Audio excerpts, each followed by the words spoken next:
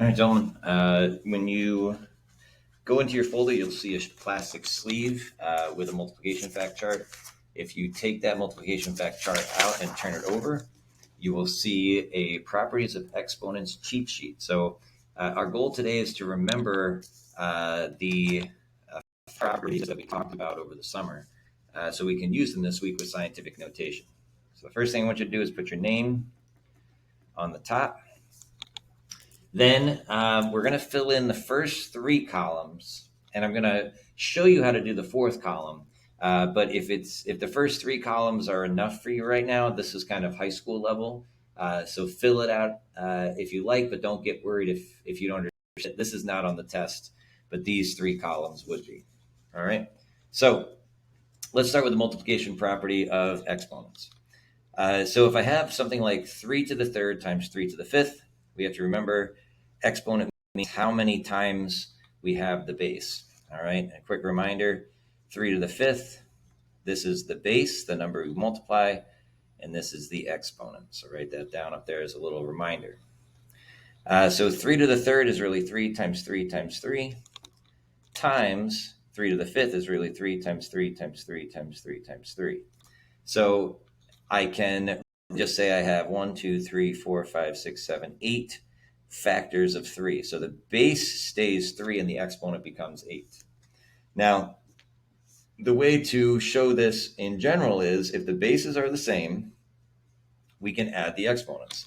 So if I have something like a to the b power times a to the c power, meaning I don't know what a is, but it's a number and it's the same in both factors.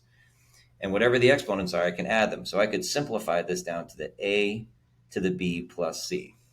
All right, so that's the rule. Now, if that's the rule, then I can over here use that. Again, even if I don't know what x is, I know the bases are the same. So I can do a shortcut and say x to the 2 plus 10, which is the same thing as x to the 12th power. All right, and that's the multiplication property. Now, as the modulus over here, we'll save that until we get to the end. All right, for the power property.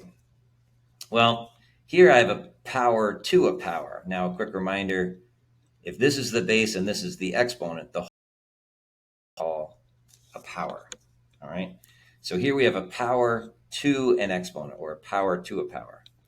Now, I know that 5 to the third means 5 times 5 times 5. And if this whole thing is to the fourth power, then I'm going to have this 4 times. Going over a little bit, but that's okay. All right. Now that I have it expanded out, I can just see how many factors of 5 I have. 1, 2, 3, 4, 5, 6, 7, 8, 9, 10, 11, 12. So that's 5 to the 12th power. Well, the shortcut to this is just saying, well, I have 3 factors of 5 4 times. So if I have some number to the b power, all to the c power, the shortcut is I can just multiply the exponents. So if I'm multiplying powers, I can add the exponents. If I have a power to a power, I can multiply the powers. Well, that's going to make this problem a lot simpler. Whatever y is, I'm going to take 3 times 11, and that's going to be y to the 33rd power. All right, that would take a long time to write out, but that's my shortcut. And we'll save this one for the end. For the division property of exponents, well, for this one, it's kind of the opposite of multiplication, right? Division is the opposite of multiplication because instead of combining more powers, you're going to start canceling them out. Division allows you to cancel out. So 3 to the 12th power means 3 times 3 times 3 times 3 times 3 times 3 times 3 times 3 times 3 times 3 times 3 times 3. 1, 2, 3, 4, 5, 6, 7, 8, 9, 10, 11, 12. All divided by 3 to the 5th power, which is 3 times 3 times 3 times 3 times 3. Now here, things combined, here things are going to cancel out. 3 divided by 3 is 1. This 3 divided by 3 is 1. This 3 divided by 3 is 1. This 3 divided by 3 is 1. And this 3 divided by 3 is 1, leaving me with 1, 2, 3, 4, 5, 6, 7 factors of 3, or 3 to the 7th power. So what's the rule? You subtract the top exponent minus the bottom exponent, again, assuming the bases are the same and you're dividing. So what would that look like? If I have an a to the b power divided by a to a different power, I could simplify that, keeping the base the same and subtracting the two exponents. So what does that look like over here? I have the base the same. I'm dividing. I'm going to do y to the 17 minus 6. 17 minus 6 is 11, and y to the 11th power. Now, a little side note, if you wind up with a negative number when you subtract, that's okay. That just means you have more factors in the denominator, which we'll talk about in a minute. Before we do that, let's review the 0 power. The 0 power is any number raised to the 0 power is 1.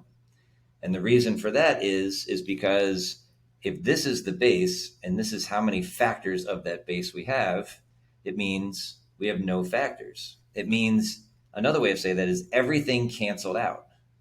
And when everything cancels out, what are you left with? A 1. So everything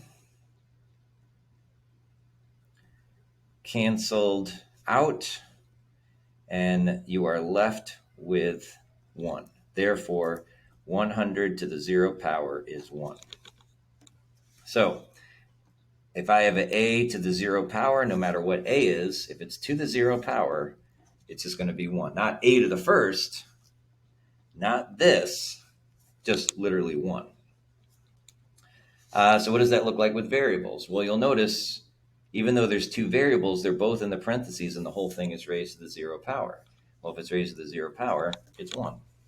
So it's a nice thing to see. A complicated expression can get very simple. All right, and the last rule that I wanted to remember from the summer session is negative exponents. Well, negative exponent basically just means, like I said up here, you have extra factors of the base, but they're in the denominator.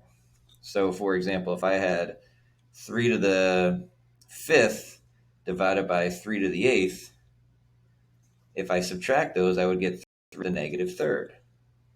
And what that means is I would have 3 times 3 times 3 times 3 times 3. That's 3 to the 5th. 3 times 3 times 3 times 3 times 3 times 3 times 3 times 3. That's 3 to the 8th. These cancel out all to 1, and you're left with 3 extra factors in the denominator. So you have 1 over 3 to the 3rd is the same thing as 3 to the negative 3rd. So if I have a negative exponent, all I have to do is move that term to the opposite side. So if it's in the numerator, move it to the denominator, and make the exponent positive. So if 3 to the negative 3rd is the same thing as 1 over 3 to the 3rd, then 3 to the negative 4th is the same thing as 1 over 3 to the 4th. This is just a way of saying, without a fraction, that I have a fraction. It means those 4 factors of 3 live in the denominator. As opposed to this, 3 to the 7th means those 7 factors of 3 live in the numerator. Therefore, if I have a to the negative b power, it'd be the same thing as 1 over a to the positive b power. So you can write exponents as fractions or as negative exponents, whatever works if that comes up. So if I use that, x to the negative 6 just means 1 over x to the 6. And a quick reminder, another word for this is reciprocal. It means flip a fraction. All right, that's a math term for this. All right, that's the reciprocal. When you take something and you flip it, a negative exponent basically means take the reciprocal. All right, so you should have all this filled out. We're going to put this in your plastic sleeve. For a little high school practice, I'm going to show you how to do these so you have it written out. All right, so 2x squared y times 4x cubed y to the 5th. First thing I would do is write this out. 2 times x times y times 4 times x times x times x times y times y times y times y times y. Well, let's keep the bases that are the same together. There's x's and there's y's. There's 1, 2, 3, 4, 5 x's. 1, 2, 3, 4, 5, 6 y's. 2 times 4 is the only thing left. I can write that 8. And again, the rule stays the same, right? The bases of x, 2 plus 3 is 5. The base of y is 1 plus 5 is 6. So That is a problem you might see in high school, but it follows the same rule as this. How about this? A power to a power. Well, if the whole thing is to the fourth power, that means you have 4 factors of 6, because you have 4 factors of everything. You have x to the fourth to the fourth. You have y to the 8th to the fourth. Then you have z to the fourth. Right? Because if everything is to the fourth power, each one of these factors is to the fourth power. So 6 to the fourth, I'll leave that. X to the fourth would be x to the 16th. Y to the 8th to the fourth would be y to the 32nd. And z to the first to the fourth would be z to the fourth. So a very complicated expression I can solve just using those rules. Now this one.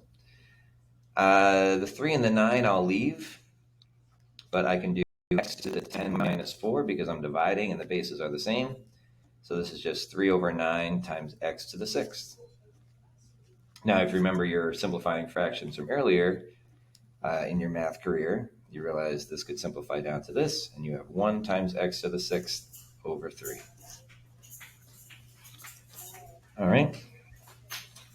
How about this one with a 0 exponent? Now, this looks crazy, but again, the whole thing is to the 0 power, meaning it's just 1.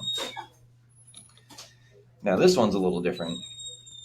Only this is to the 0 power. So this is 1, but the 3 is still there. 3 times 1 is just 3. So this would be 3 because the 3 is on the outside, not raised to the 0 power. And this is 1 to the 12th and it's raised to the 0 power. Now, this one has a negative exponent, but what I'm going to do first is I'm going to follow the division rule. So I got a 16 here. Got a 2 in the denominator. I'm going to subtract. I got a negative 10 minus a negative 2. Well, 16, 2, negative 10 minus 2 is negative 10 minus, that would be negative 10 plus positive 2 using KCC. Negative 10 is more powerful. That's a negative 8. So I have 16x to the negative 8th over 2. Well, negative exponent just means to flip it. So if it's in the numerator, I'm going to move it down to the denominator. So this becomes 16 over 2x to the 8th, right? Because a negative exponent, I can make it positive if I flip it. And then I realize this is like old school stuff. 16 divided by 2 is 8. So I can really just simplify this to 8 over x to the 8th. All right. When you are finished, please check out what to do next on the page.